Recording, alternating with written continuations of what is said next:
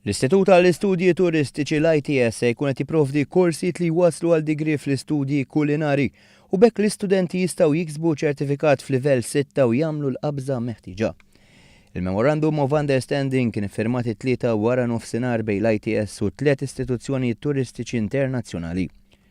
Il-kap eżekuttiv tal-Istitut Pierre Fenek spjega li dan se jfisser qabża fil-kwalità offruta lill-istudenti li sa issa ma kienx possibbli u dawk li riedu dan id-degree kellhom jagħmluh f'xi istituzzjoni privata u bil-flus.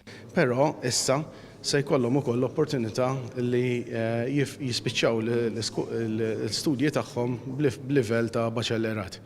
Dan qed isir ma' 3 istituzzjonijiet oħrajn li huma partners tagħna li bażikament huma l-Għall-Ewwel Institute of Applied Science, Institute of Paul Bocuse minn Franza u l-Università ta' Malta. Daw se jkunu ovvjament qegħdin l-istudenti tagħna jilħqu livelli għoljin iktar minn milli qatt laħqu qabel.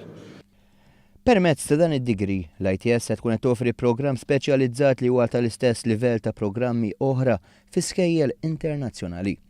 Dan filwaqt li tinsab fi stadju avvanzat biex tintroduċi 2 degrees oħra, wieħed fil-gastronomija u ieħor fl-immaniġġjar tal-ospitalità. Għal dan il-firmar tal-ftehim attenda s-Segretarju Ġenerali tal-Organizzazzjoni Turistika tan Nazzjonijiet Magħquda Taleb Rifaj li spjega kif dan se jfisser orizzonti ġodda għall-istudenti.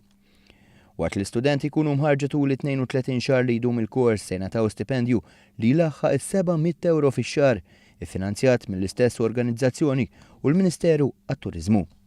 Il-Ministru għat-Turiżmu Edward Lewis qal li dawn il-ftehimiet ikomplu jikkonfermaw ir-rieda tal-Gvern li jkompli jsaħħaħ l-ITS u l-programmi edukattivi li toffri. Fakkar kif l-istruttura tal-ITS se tinbidel f'kampus modern permezz ta' trasferiment lejn Smart City li tiflaħ sa massimu 2500 student.